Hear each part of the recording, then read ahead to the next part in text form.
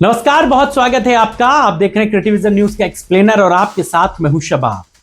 पहले चरण के मतदान से पहले प्रत्याशियों का पूरा जोर, जनसभाएं, रोड शो, रैलियां, सब कुछ आपने देख लिया। एक हेलीकॉप्टर गड़गड़ गड़गड़ गड़गड़ उतर रहा है और दूसरा हेलीकॉप्टर गड़गड़ गड़गड़ गड़गड़ उड़ रहा है। तेजस्वी यादव तो एक एक दिन में 17 जनसभाएं कर रहे हैं। अखिलेश यादव 6 जनसभाओं को संबोधित कर रहे हैं। योगी आदित्यनाथ भी कई जनसभाएं कर रहे हैं, फिर रोड शो कर रहे हैं। जो मिल पा रहा है उसके साथ कर रहे हैं, वरना मोदी जी पटना में अकेले रैली कर रहे हैं, रोड शो कर रहे हैं। नीतीश नहीं आ पा रहे हैं, ना सही। उधर नीतीश भी बिना मोदी जी के जनसभाएं कर रहे हैं। मतलब हर कोई अपनी पूरी ताकत फूके दे रहा है, सब कुछ दिख रहा है। और चुनाव बड़ा जोरदार चल रहा है। राजनेता इस बार कोई चूक नहीं करना चाहते। महागठबंधन इस बार कोई कसर छोड़ना नहीं चाहता। इसीलिए उसने महागठबंधन के भी नेताओं से पूरी रिक्वेस्ट कर ली, पूरा हाथ जोड़ के निवेदन कर लिया कि भैया सबको मिलकर ये चुनाव लड़ना है और जीतना है। कोई भी चूका तो फिर वो चूक जाएगा। इसीलिए आप देखिए महागठबंधन में इस वक्त बिल्कुल चीजों पे कॉम्प्रोमाइज चल रहा है। एक कहावत आपने सुनी होगी कि लोहा लोहे को काटता है या जहर जहर को मारता है। ये बात आपने सुनी है ना। ये बात मैं क्यों कह रहा हूं भाई? महागठबंधन बाकी सारी जगहों पर तो फिट है भाई। तेजस्वी प्रचार कर रहे हैं, अखिलेश यादव आके प्रचार कर रहे हैं, यादवों को, पिछड़ों को, अति पिछड़ों को, सबको साथ लाने की कोशिश है। लेकिन एक वोट बैंक ऐसा है जिस पर तेजस्वी की पकड़ नहीं है, या यूं कहें उस मामले में तेजस्वी थोड़ा सा बैकफुट पर थे अपोजिशन की तरफ से। लेकिन उनके विरोध में उस वोट बैंक की हिस्सेदारी बीजेपी या एनडीए की तरफ नहीं है। वो वोट बैंक जो जा रहा है वो ओवैसी की तरफ था। मामला समझ ही गए आप, मुस्लिम मतदाताओं का मामला, बिहार के सीमांचल का। भाई सीमांचल की अधिकतर सीटों पर मुस्लिम बहुलता है, 30 से 40% तक है। कई सीटों पर 70% तक है, कई सीटों पर तो 90% भी है। यानी कि मुसलमान वहां जिसे चाह लेंगे उसे विधायक बना देंगे। फायदा पिछली बार ओवैसी को मिला भी। इसी बेल्ट में ओवैसी ने सबसे ज्यादा मेहनत की और यहीं पर पिछली बार मायावती गच्चा खा गई थी। ओवैसी ने जब गठबंधन किया, इनके पास अपना पूरा होमवर्क था। ओवैसी ने सीमांचल की सारी सीटों पर अपने कैंडिडेट उतार दिए। मायावती को गठबंधन में वो सीटें नहीं दी। नतीजा क्या हुआ? 5 सीटें ओवैसी जीत गए। इसी सीमांचल की ज्यादातर सीटें थी। पिछली बार तकरीबन 35% वोट शेयर ओवैसी का था सीमांचल में। ओवैसी ये बात भरपूर जानते हैं। यही बात मायावती को इस बार चुनाव में समझ में आई। उन्होंने कहा नहीं, हमें करना ही नहीं तुम्हारे साथ गठबंधन, तुम अपना लड़ो, हम अपना लड़ेंगे। मायावती ने भी इन्हीं सीमांचल में अपनी सबसे ज्यादा मजबूत दावेदारी ठोकी है। दूसरे फेज के चुनाव में मायावती भी प्रचार करने 6 तारीख को पहुंचेंगे। इसी सीमांचल में, इसी कैमूर में, इसी किशनगंज में मायावती भी मुसलमान और दलितों पर सबसे ज्यादा केंद्रित है। ओवैसी भी यहीं पर लड़ाई लड़ रहे हैं। अब राजद के पास कोई बड़ा ऑप्शन था नहीं भाई।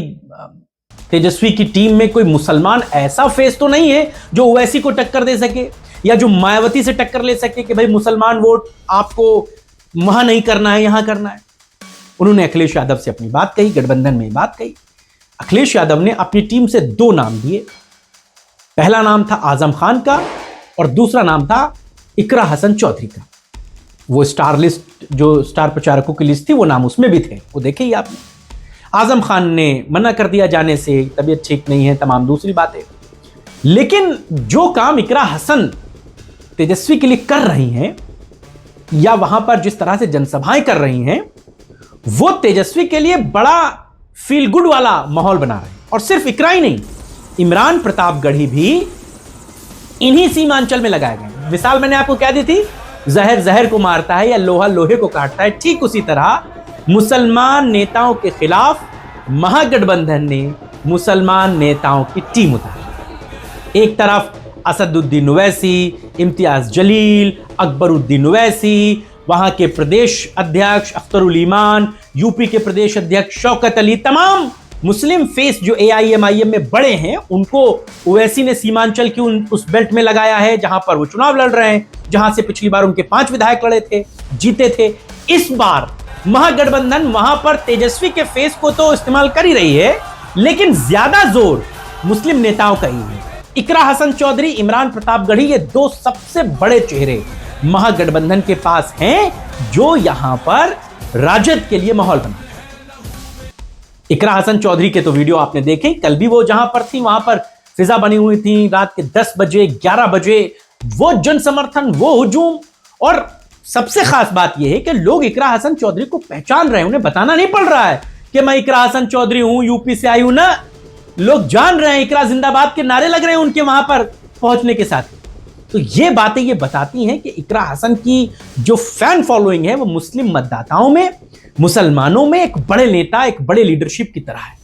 वैसी अगर मुसलमानों के अमिताभ बच्चन है उस बेल्ट में, तो फिर इकरा हसन चौधरी भी जो है वो एक मजबूत लीडर के तौर पर उभर रही है, बन रही है।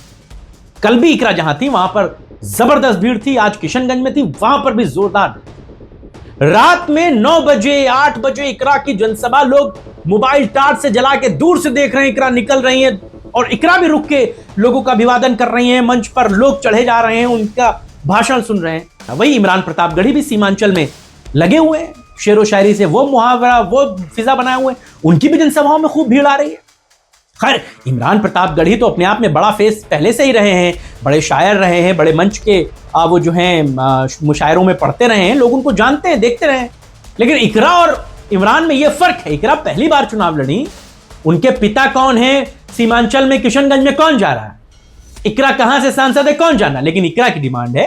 खैर, कहने का लब्बो लुआब, कहने का मकसद यही है कि मुस्लिम बहुल इस सीमांचल में ओवैसी की टीम के खिलाफ मुसलमानों के नेताओं की टीम अखिलेश यादव ने उतार दी। इमरान प्रतापगढ़ी, इकरा हसन चौधरी सिर्फ सीमांचल का मोर्चा लिए हुए हैं।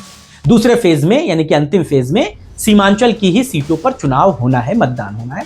लगातार इनके शेड्यूल लग रहे हैं। इमरान प्रतापगढ़ी अभी 4-6 जनसभाएं करके वापस गए, फिर इनके कार्यक्रम लगेंगे। और कई सीटें तो सीमांचल की ऐसी हैं जहां इमरान और इकरा दोनों जा रहे हैं, जहां पर AIM-IM मजबूत कंडीशन है, क्योंकि मुसलमानों के वोट को बटने नहीं देना, यह टारगेट महागठबंधन लेकर चले। वहीं पर मायावती का भी प्रभाव है, मायावती भी उसी बेल्ट में मुसलमानों के वोटों में सेंधमारी करने चाहती है। अब कैसे क्या चीजें फ्रूटफुल होंगी ये तो वक्त बताएगा, लेकिन ये बात जानिए कि ओवैसी के लिए इस बार का चुनाव बहुत बेहतर इस लिहाज से नहीं है कि पिछली बार वो मायावती के साथ गठबंधन में थे, इन सीटों पर मायावती नहीं थी, लिहाजा ओवैसी की लड़ाई उससे नहीं थी।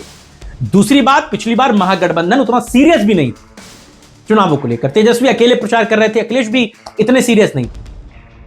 तो इस बार सारी चीजें आपके सामने, आप देख ही रहे हैं।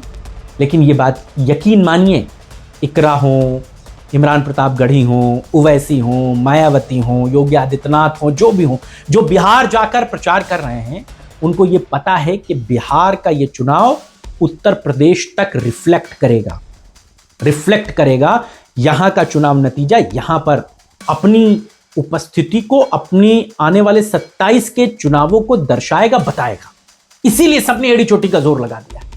अगर एनडीए हारा या महागठबंधन हारा, दोनों की हार का नतीजा उत्तर प्रदेश के चुनावों पर रिफ्लेक्ट होगा, असर करेगा।